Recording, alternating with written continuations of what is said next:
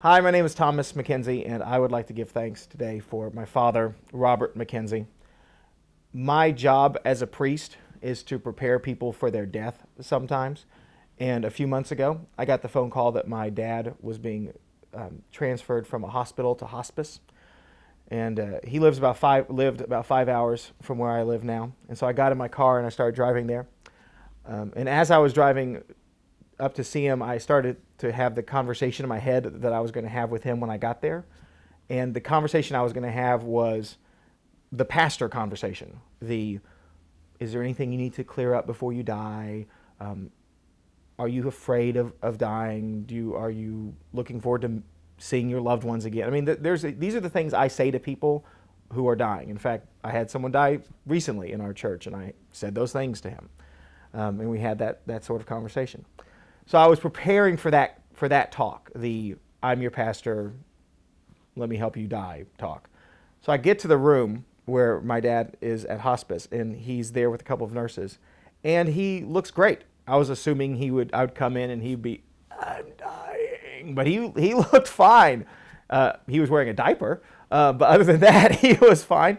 And so I sat down with him, and I said, "Dad, I've come up and I want to talk to you." And he said, "Great, let's talk. How are you?"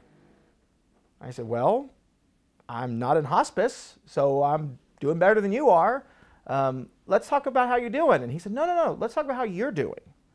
How are things at home?" And he started asking me all these questions. How's your wife? How are your children? How is your church? Do people like you? Are you happy there? Are things going well for you? And I was a little confused because nobody asks me questions like that, and certainly not people who are dying.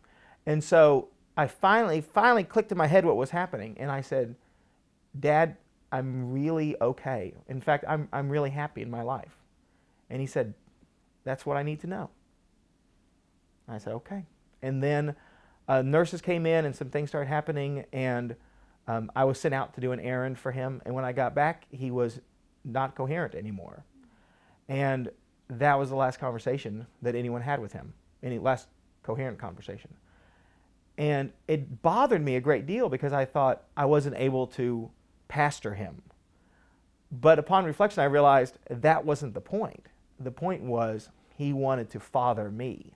He wanted to be my father. And because I'm called Father Thomas, people don't take care of me like that. And he did. And that's the way he always was. He was always father to me. He was a jerk.